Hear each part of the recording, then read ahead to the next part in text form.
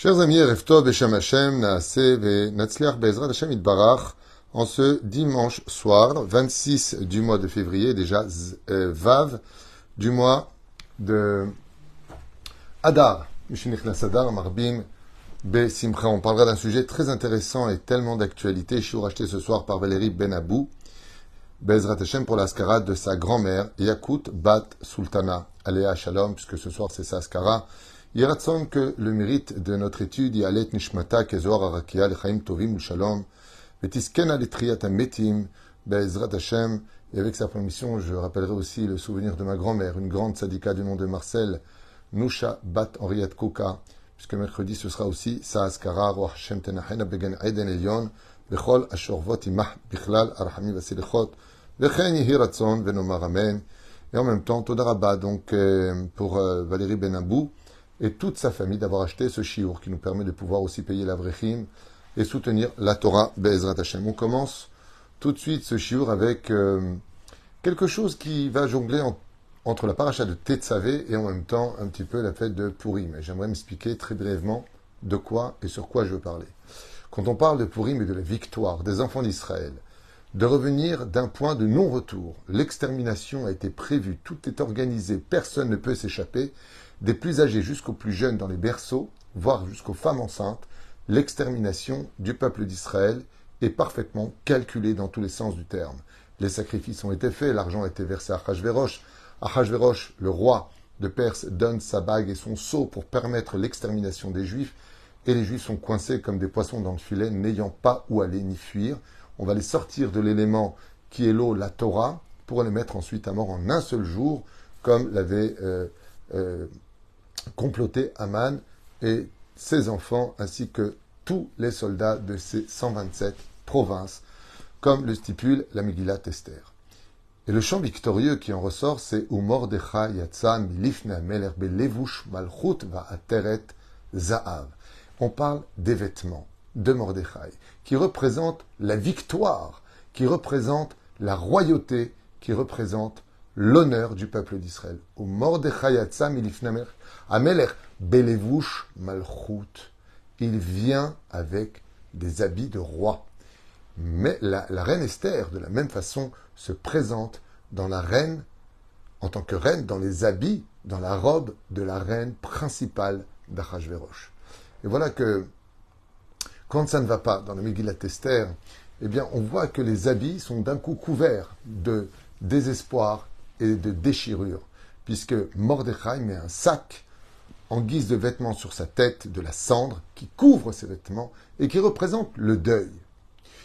D'un côté, la Megillat Esther nous lance un clin d'œil, c'est le cas de le dire, en nous disant que quand on est habillé comme il le faudrait, quand on est habillé de façon princière, quand on est habillé de façon élogieuse, on représente la victoire, la réussite, le respect.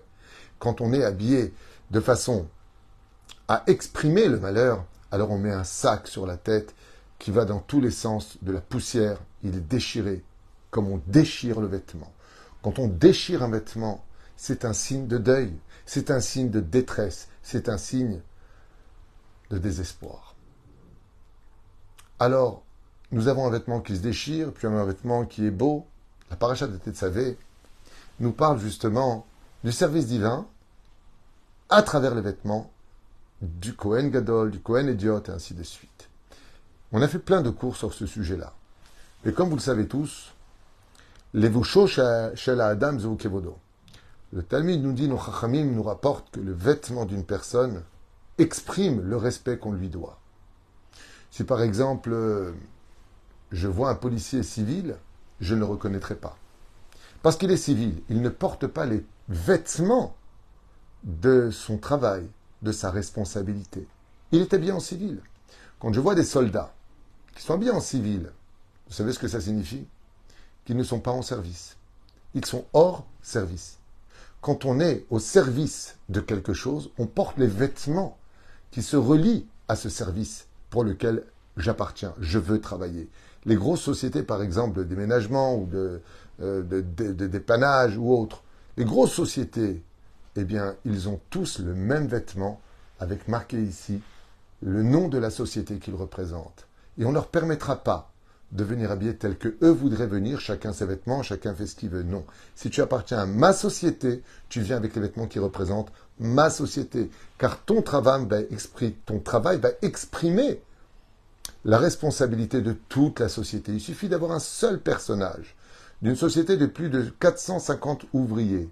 Un seul va manquer de respect, va mal se comporter, et ainsi de suite, pour qu'on dise que la société est naze, qui ne savent pas travailler, qui ne sont pas sérieux. C'est pour ça d'ailleurs, je ne sais pas s'il y a ça en France, je ne me rappelle pas très bien, mais en Israël en tout cas, hein, vous le verrez dans les bus, toutes les sociétés disent, est-ce qu'il a bien conduit, est-ce qu'il s'est bien comporté, voilà le numéro de téléphone. Donc les personnes réagissent différemment maintenant, car quand ils représentent une société de taxi ou de bus, peu importe ce qu'ils sont, ou n'importe quel domaine dans lequel il est, eh bien, c'est pas eux qui représentent, c'est la société pour laquelle ils travaillent. Et donc, quand on vient travailler dans la société d'Hachem, dans le service divin, on ne peut pas venir comme on veut. On ne peut pas venir comme on aurait voulu être habillé. Et voilà que, par exemple, le Talmud nous apprend quelque chose d'effroyable. La mort de Nadav et Avihu. Deux jeunes tzadikim, tellement jeunes, purs, grandioses en Torah, remplis de Hirat Hashem, rentrent pour sacrifier, dans le parachat de Shmini, devant Dieu, par amour pour Dieu. Pourquoi vont-ils être mis à mort? Parce que les vêtements qu'ils portaient n'étaient pas conformes au service divin. Quand on analyse ce genre de choses, on se dit, mais c'est complètement débile, quoi, parce qu'ils n'avaient pas des habits. Alors bon, il y avait autre chose, ils ont dit Nalacha devant Moshe Rabbeinu, et puis ils n'étaient pas mariés, et puis ils ont bu du vin. Ok, tout ça, ça fait un ensemble de choses. Mais ils ne portaient pas le vêtement du Kohen, ce qui fait que dans le Saint des Saints, quand tu rentres dans un endroit qui est Mukdash, ou l'endroit des sacrifices, eh bien, on regarde d'abord qui tu es. Vous voyez, par exemple, quand une chaise appartient à un commandant de base, ou un général, c'est la chaise, c'est marqué général. Comment on va savoir si c'est lui ou pas? Il a des grades. Et si les grades qu'il possède ne sont pas du niveau de ce qu'on peut reconnaître comme étant un général, eh bien on lui dit, mais monsieur, levez-vous, c'est la chaise du général. Et on a envie de lui dire pourquoi. Son sang, il est plus rouge que le bien. Si je suis fatigué, pourquoi je ne m'assierai pas là? Moi aussi, je suis un soldat. Je suis juste commandant, je ne suis pas encore général. On lui dit, les commandants, monsieur, c'est près du mur, de l'autre côté. Parce que quand on veut ranger le monde, il va falloir prendre conscience de l'importance du vêtement. Le vêtement joue un rôle prépondérant dans le judaïsme. Vous savez, récemment, mon fils a rencontré quelqu'un qui portait un chapeau de Dayan. Un chapeau qui remonte de chaque côté. C'est un chapeau qu'on appelle dans le judaïsme le chapeau en général des Dayanim, celui qui est Dayan. Celui qui n'est pas Dayan, il porte un chapeau comme ci, comme ça. Comme si que le chapeau, vous savez qu'il représente, ainsi que les vêtements, le niveau du rave qui les porte.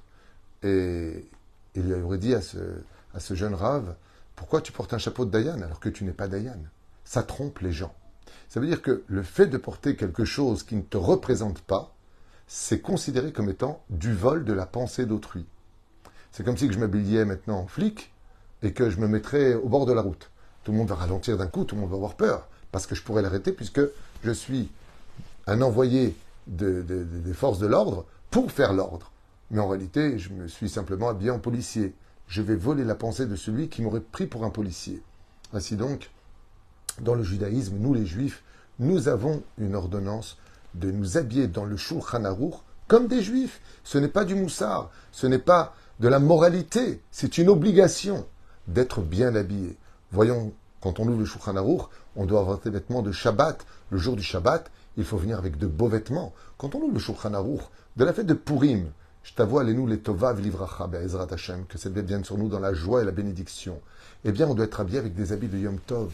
On vient habillé classe, propre, mais surtout pas des habits déchirés. Vous savez, aujourd'hui, la mode a emmené les gens vers un esprit complètement déchiré à l'image de leurs vêtements.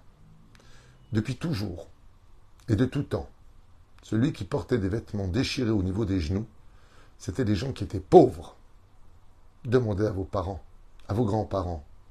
Celui qui portait des vêtements déchirés, où les couleurs n'étaient pas ensemble. Je me souviens qu'une fois, quand j'étais jeune, bon, c'était à l'époque, certes, mais on me disait, oh là là, celui-là, il n'a pas d'argent, le pauvre. Je lui dis, mais d'où vous savez qu'il n'a pas d'argent? Mais regarde, la veste et le pantalon n'ont rien à voir. C'est-à-dire qu'il fallait que tu sois en osmose, harmonieux quand tu portes un vêtement. À l'époque, quand on voit les photos des femmes, elles étaient pudiques.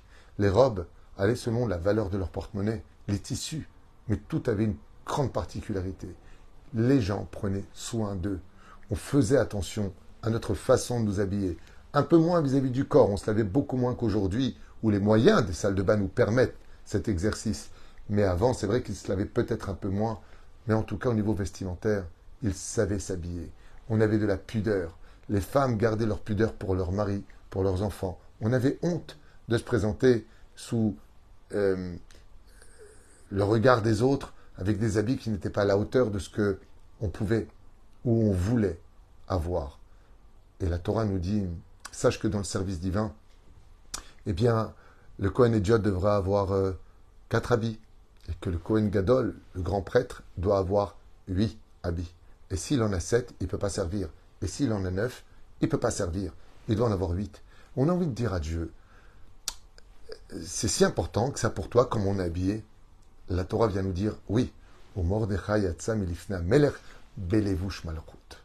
Le salaire d'un homme dans ce monde qui se respecte, c'est sa façon de s'habiller. Une femme n'a pas le droit, selon la halakha, de s'habiller en rouge, car ce sont des couleurs qui sont fluorescentes, qui marquent le regard de l'autre, qui va attirer le regard de l'autre. Qu'est-ce que tu veux qu'on te regarde? Donc on va lui dire quelle couleur porter. Il faut des couleurs qui soient plutôt sobres, à l'image de la pudeur d'une femme, qui, à l'image du diamant lui-même, reste caché. C'est pas la peine de trop te montrer. Parce que les hommes sont investis d'une âme animale, et que dans leur regard, il peut y avoir aussi des pensées impures derrière. Et ainsi de suite. Et c'est pour cela que la Torah nous demande, Be'ezrat Hashem, de comprendre que le service divin, c'est pas simplement d'être Shomer Shabbat, mais comment tu t'es habillé pour Shabbat. D'être Shomer Yom Tov, mais aussi comment tu t'es habillé pour Yom Tov. C'est pas le tout d'être quelqu'un de religieux dans ses actes, mais les vêtements de par eux-mêmes ont une importance capitale. Voyons ce que nous disent les Chachamim. Celui qui porte le tzitzit sur lui, une des mitzvot les plus simples au monde, porter un tzitzit en laine. Waouh! Au niveau des rabbanan, allez, en coton. Au lieu de mettre un tricot, tu portes un tzitzit. Chaque pas que tu fais avec, exactement, pour ne pas exagérer, 4 pas avec le tzitzit. Tu crées un ange, tu crées un ange, tu crées un ange. C'est comme si je te dis, tu portes le tzitzit katan, chaque 4 pas que tu fais avec, je te donne un billet de 100 euros. 500 euros. Qui ne le mettrait pas? Au sage de nous dire qu'à la fin de la vie d'un homme, 2600 gens, il y en a qui disent 26 000, je ne sais pas, il y a des chiffres à droite et à gauche. C'est juste pour comprendre un petit peu l'idée à retenir, comme l'explique le Shneur Chotabrit, que c'est un livre, que le fait de porter un tzitzit, chaque seconde que tu portes ce tzitzit, tu fais une mitzvah à la Torah parce que tu as un vêtement en 4 coins, sur lesquels tu vas porter des tzitziot.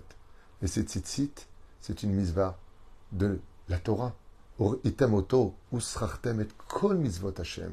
Un seul vêtement, nous apprend la Torah, monte sur la balance face aux 613 mitzvot de la Torah. Or item oto, usrachtem et kol mitzvot Hashem. Toutes les mitzvot de Dieu face à un talit katan, eh bien l'un équivaut dans l'autre, comme l'explique d'ailleurs le Sod HaChashmal. La valeur du tzitzit. Mais qu'est-ce que c'est un tzitzit? C'est un vêtement. Qu'est-ce que c'est un bout de tissu sur la tête? C'est un vêtement. C'est un vêtement avec lequel la femme peut éviter tellement de choses, comme l'explique le Ben Ishraï.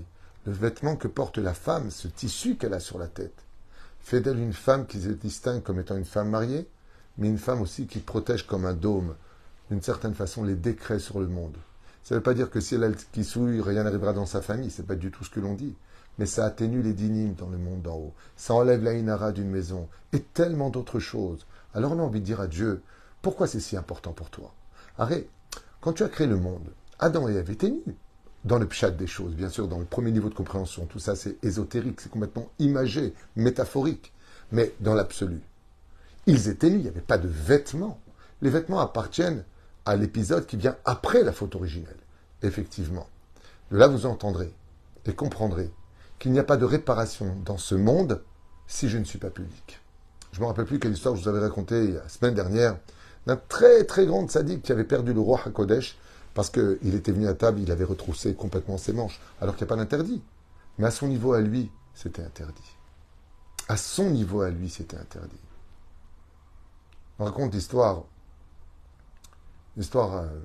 très connue du Sabbat Kadisha, celui qu'on appelait le sabbat de Kalem, Zecher Tzadik Vekadosh Ibracha, Zchuto Yagen al Kol Am Israël, qui un jour est parti taper à la porte de son ancienne chavruta, son compagnon d'études, qu'il n'avait pas vu depuis 25 ans. Et voilà qu'il arrive devant la porte, il tape, et une vieille dame, son épouse, ouvre la porte.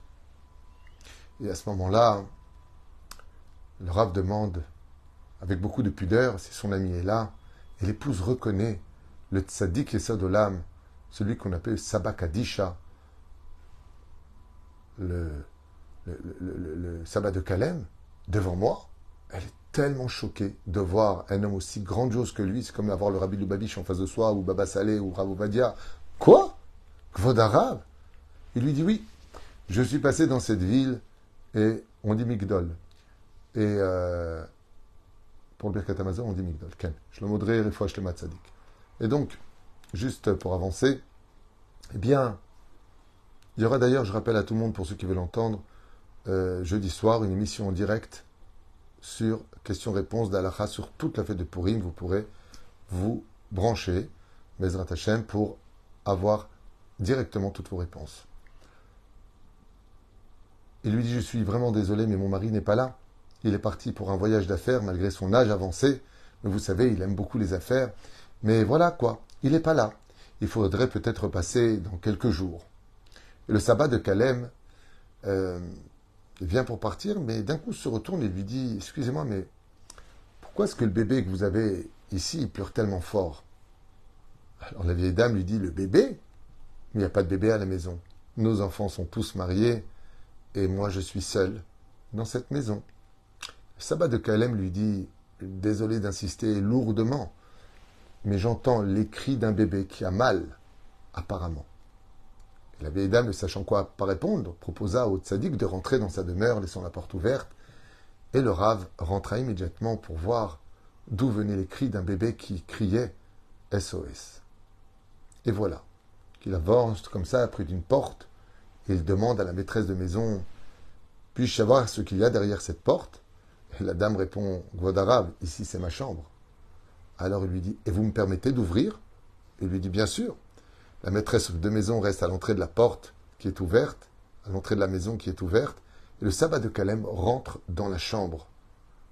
Et à ce moment-là, il s'avance directement vers une commode avec 4 tiroirs plutôt larges, et il dit à la maîtresse de maison, « Excusez-moi, mais qu'est-ce qu'il y a dans ce premier tiroir, car c'est de là que viennent les cris du bébé ?»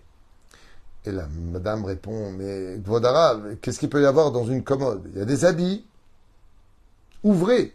Ah, vous me le permettez, le sabbat de Kalem ouvre le tiroir et regarde comme ça.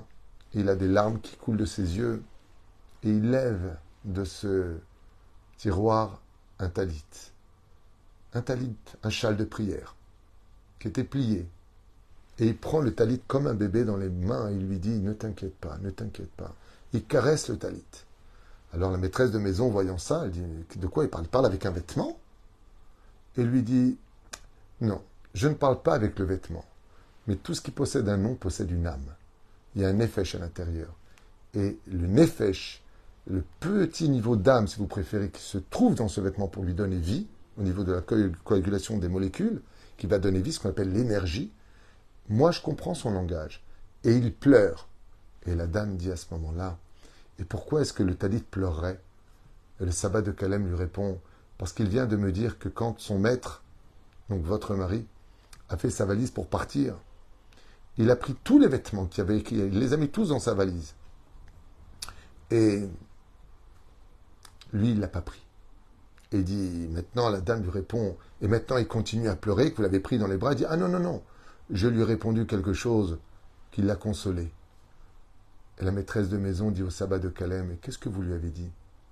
Et le sabbat de Kalem lui répondit, je lui ai dit qu'il ne s'inquiète pas, que viendra un jour où il laissera tous ses habits et qu'il sera le seul à le prendre. Le jour de la mort, on laisse tous ses habits et on se fait enterrer avec son propre talit. Comme ça lui a répondu le sabbat de Kalem. En conséquence de la faute originelle, chers amis, en conséquence de la faute originelle, Dieu nous a fait des vêtements de peau. Ce qui fait que quand on se découvre, ou quand on s'habille comme la mode le demanderait à l'extérieur, quand on ne porte pas des vêtements qui nous font remarquer que nous sommes juifs, Baruch Hashem, alors quelque part, on ne commence pas le tikkun de ce monde. Tout comme une personne un jour m'a dit, il y a très longtemps de cela, ouais, c'est n'importe quoi, l'habit ne fait pas le moine. Je lui ai dit, t'as raison, t'as raison. Je voudrais juste te poser une question. Tu pries dans quelle synagogue? Il m'a dit, dans telle synagogue, et je connaissais le Rav. Et je lui ai dit, et si le Rav venait habillé en jeans troué, un t-shirt qui s'arrête en haut des épaules, une petite kippa sur la tête, est-ce que tu accepterais qu'il soit ton Rav? Il m'a dit, ah non. Je dis, pourquoi? Parce que ça ne s'habille pas comme ça, un Rav. Je lui dis, quelle différence entre toi et un Rav? Vous êtes tous assujettis au mitzvot de la Torah. Pourquoi est-ce que tu deviens raciste? Pourquoi est-ce que tu fais un apartheid entre tu l'accepterais s'il venait comme ça ou tu l'accepterais pas s'il venait comme ça? L'habit ne fait pas le moine. Il me dit, ah non, mais là, c'est pas pareil. Un Rav, il doit être habillé en Rav. Je lui dis, un juif, il doit être habillé en juif. Il m'a dit, bon, d'accord, j'ai compris. Un juif, c'est pas un non-juif. Un juif, il s'habille pas avec des jeans troués, des trucs qui veulent rien dire, pour ressembler à personne. Arrête, quand on est troué, sachez une chose. Ce genre de vêtements-là appauvrit le mazal d'un homme, ne le rend pas riche. Ça l'emmène vers la folie. Comme tu dis d'une personne, t'es déchiré de la tête, t'es déchiré des habits. Quand est-ce qu'on a des habits déchirés? Vous savez quand? Quand on se bagarre, quand on est par terre, quand on est au plus bas, quand on est pauvre, ou quand on est en deuil. C'est les moments où les habits se déchirent. Ce qui fait que, quand j'arrive à la fin de la Torah, ce que je trouve d'extraordinaire dans les écrits, à propos des habits qu'on voit dans la paracha de Tetzavé, c'est que Dieu se vante d'une chose à laquelle je ne m'attendais pas du tout. Quand j'ai commencé à étudier la Torah, j'étais un peu choqué de lire où Dieu dit « Et vos habits ne se sont pas effilochés. » Pendant 40 ans dans le désert, nos sandales sont restées neuves et nos habits ne se sont pas effilochés, déchirés. C'est tout ce que tu as à dire? Il dit oui. Parce que pour que vous ayez la Torah dans vos mains, il fallait que vous ayez des beaux habits. À l'image de cette chemise que l'on met sur le Sefer Torah, à l'image de la parochet, ce rideau que l'on met devant le Haron quand on ouvre le Sefer Torah. Chaque chose que nous avons dans ce monde doit posséder un habit qui est digne de lui. Vous voyez, quand on met une paire de tefilines, quel est l'habit des tefilines? Une sacoche. Et quel est l'habit même du parchemin? Les tefilines. Chaque chose dans ce monde est recouvert de quelque chose. Ce qui fait la beauté d'une personne, je ne parle pas de moi bien sûr, je parle des gens qui sont de belle apparence, c'est sa peau. C'est son vêtement extérieur que Dieu lui donne, l'apparence de la beauté.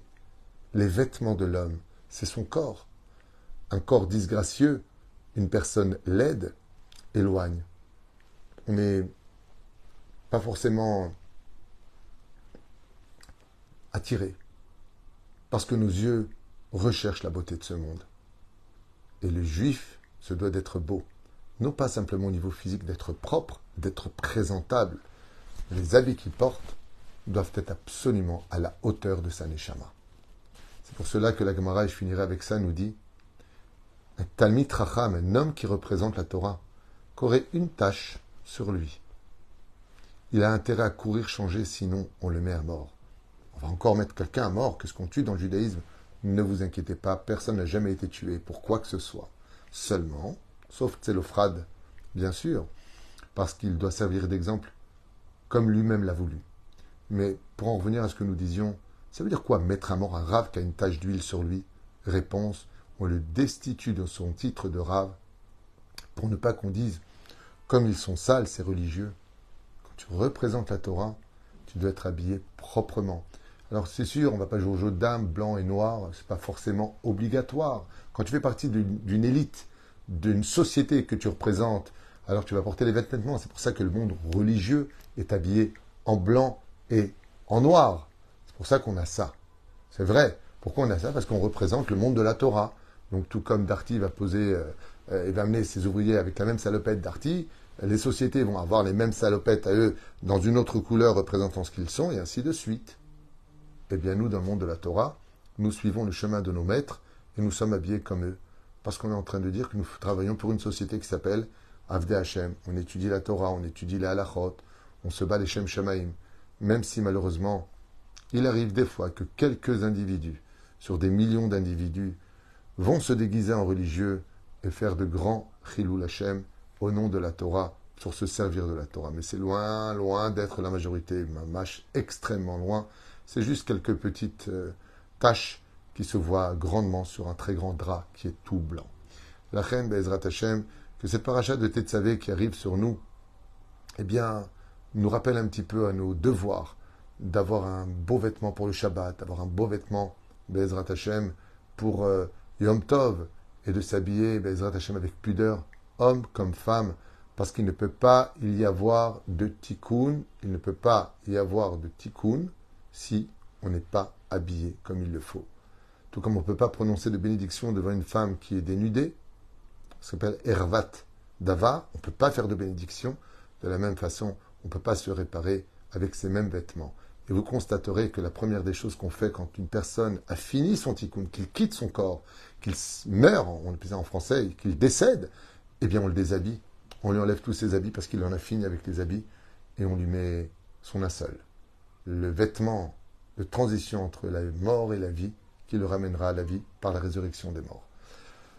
Voilà ce que je voulais partager avec vous, quelque chose de très important pour lequel, Be'ezrat Hashem, il faut savoir que la shrina ne rentre pas dans une maison où il n'y a pas de pudeur, que la shrina quitte un mariage alors que Dieu, mais avec Zivugim, quand les hommes et les femmes dansent ensemble, que la shrina, comme l'avait expliqué le Rav Reuven Elbaz un jour dans un shiur, que quand il y a une Brit Mila, le prophète Elionavi Zacholetov descend pour être le témoin de la Brit Mila, mais quand les femmes sont impudiques, alors il se retire et il jette une étincelle de lui, un ange qui viendra non pas lui-même, mais un ange parce que Elionavi ne supporte pas le manque de pudeur.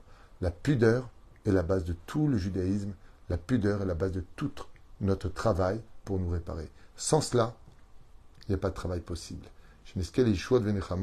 Et de savoir qu'un juif se doit vraiment de faire attention, d'être pas simplement pudique, mais de s'habiller aussi comme un juif et comme une juive. Vous savez, je voudrais finir avec une petite parenthèse.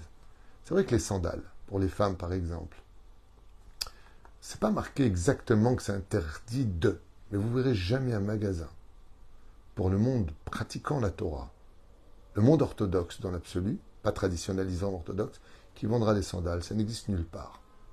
Alors il y a ceux qui vont jouer avec la lacha, oui, mais c'est pas marqué comme ça, marqué que tu ne regarderas pas même le petit doigt d'une femme, même le talon d'une femme, mais c'est pas marqué que c'est interdit de les porter. Aval minag Israël alachaou. Celles qui veulent Bezrat Hashem être pudiques aussi devront mettre des chaussures qui soient pudiques, pour être pudiques de la tête aux pieds, comme une vraie Bat Israël. On raconte que la fille de Rabbi Hanina ben Teradjon alava Shalom, un jour alors qu'elle marchait, a arrangé ses pas parce que deux beaux Romains la regardaient en disant « Comme ils sont beaux, là, c'est pas à cette jeune fille. » Et elle les a un peu améliorés. Le Créateur du monde a puni violemment cette jeune fille pour cela. Elle a été jetée dans une maison de prostitution. La Gemara pose la question en disant « Mais pourquoi la fille d'un tel tzaddik, quoi, le mérite du tzaddik ne pouvait pas la protéger ?» Il dit « Mais le problème qu'il y a, c'est qu'elle est cherchée plus à plaire aux yeux des autres qu'aux yeux de Dieu. » La reine, toutes nos prières en général, très souvent, commencent par Immatzati chen beinecha. Si j'ai trouvé grâce à tes yeux, celui qui veut trouver grâce aux yeux de Dieu, comme c'est marqué à maintes reprises dans la Megillat Esther, devra être habillé comme une reine, comme une vraie Bat Israël, puisque toutes les filles d'Israël sont des reines dans ce monde. Kol Tuv Elitraot, il y a encore un shiur tout de suite après qui vous attend pour ceux qui veulent le temps de quelques minutes. À tout de suite.